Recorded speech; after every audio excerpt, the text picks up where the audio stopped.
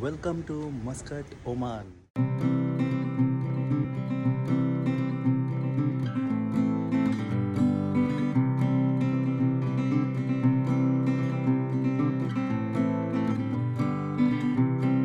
Hey guys, this is Chandrima. Welcome back to our another blog. সবাই কেমন আছো? আশা করি সবাই খুব খুব ভালো আছো।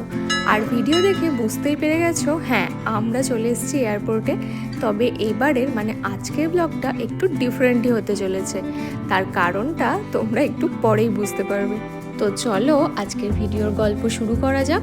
আর গল্প করতে করতেই কোথায় যাচ্ছি বা সব কিছু তোমাদের জানাবো।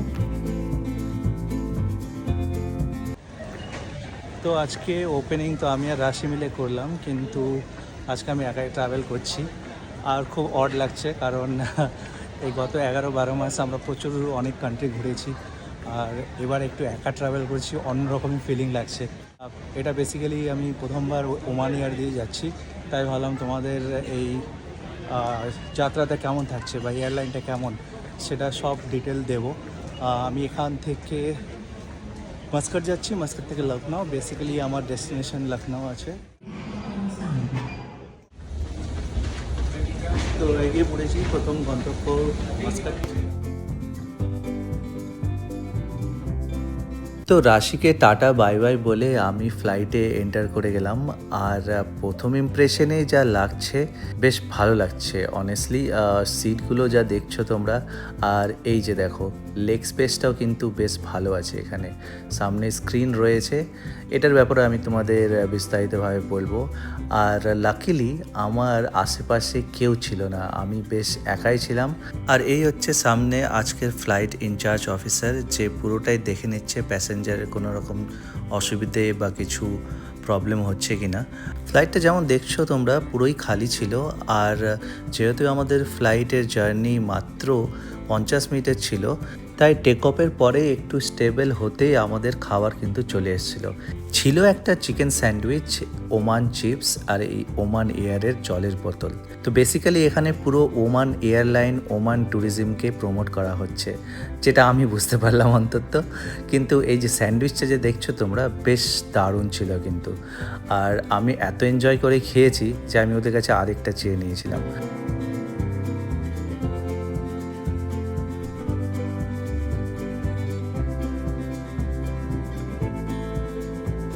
তো খেতে খেতে এই এয়ারলাইনের বাকি ডিটেল কি ফেসিলিটিস রয়েছে ওটাও তোমাদের একটু আমি জানিয়ে দিই।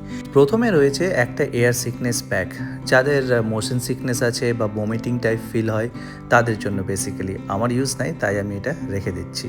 এবার যেটা দেখে নিচ্ছি, এটা হচ্ছে ইন ফ্লাইট ব্রশার, যার মধ্যে ডুস ডোন্টস সব কিছুই এক্সপ্লেন করা রয়েছে। আর যারা ফার্স্ট টাইম ট্রাভেলার তাদের জন্য ভীষণ হেল্পফুল। তারপর যেটা হাতে এলো সেটা হলো এই হেডফোনটা। এটা কিছু না, বেসিক্যালি ওই যে সামনে স্ক্রিনটা তোমরা দেখতে পাচ্ছ, সেটাতে আমি জাস্ট ফিট ইন করে নেব। আর মিউজিক হোক, মুভি হোক, সব ইন ফ্লাইট এন্টারটেনমেন্টের সুবিধা রয়েছে। এটা জাস্ট প্লাগ ইন করে মুভিজ, মিউজিক, এন্টারটেনমেন্টের সব সুবিধা উপভোগ করা যায়। আর মাঝে সাঝে এরকম ইন ফ্লাইট অ্যাটেন্ডেন্টরা আসছিল, যারা ট্র্যাশগুলো কালেক্ট করে নিয়ে যাচ্ছিল। আমি জাস্ট কিছু না, এই নিচে এইভাবে লাগাতে হয় হেডফোনটা, আমি লাগিয়ে ভাবলাম একটা সিনেমা দেখে নিই। তো এই খেতে খেতে আমি জাস্ট একটা সিনেমা দেখলাম। আর না সিনেমা দেখতে না দেখতেই আমি বেশ নিজের ডেস্টিনেশনের আরও কাছে পৌঁছে গেলাম। মাঝে সাঝে আমার একটু জল বা কিছু দরকার পড়ছিল, তো আমি এদের থেকে চেয়ে নিচ্ছিলাম। তো প্রথম দুবাই মাস্কাট ফ্লাইটের জার্নি তো বেশ ভালোই কাটলো আমার।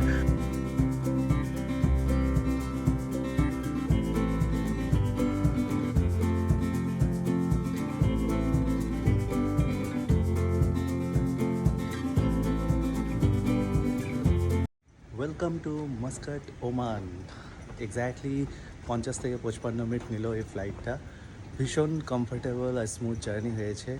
আর আমরা পৌঁছে গেছি একটা ঝাঁ চকচকে নতুন রিনোভেটেড এয়ারপোর্ট। পাশে দেখতে পাচ্ছ মডার্ন আর্কিটেক্ট স্টাইলে বানানো হয়েছে। খুব সুন্দর ঝাঁ চকচকে এয়ারপোর্ট। সবথেকে বেস্ট পার্ট হচ্ছে কোনো লোকজন নাই, দেখতেই পাচ্ছ। সো হ্যাঁ, আমি এখান থেকে আবার ইমিগ্রেশন চেক করে এবার লখনউয়ের ফ্লাইট নেব। তো লেওভার টাইমে আমি চলে এসেছি মাস্কাট ডিউটি ফ্রি। এই হচ্ছে মাস্কাটের ঝাঁ চকচকে এক নতুন এয়ারপোর্ট। চারিদিকে যা দেখছো বেশ রিল্যাক্সিং মাহল, কারণ অলমোস্ট মিডনাইট। এয়ারপোর্টটা সত্যি সুন্দর। তবে আরও একটা জিনিস তোমাদের আমি দেখাই, সে হচ্ছে এই যে কার্তিক আরিয়ানের এই যে অ্যাড দেখছো দানুব।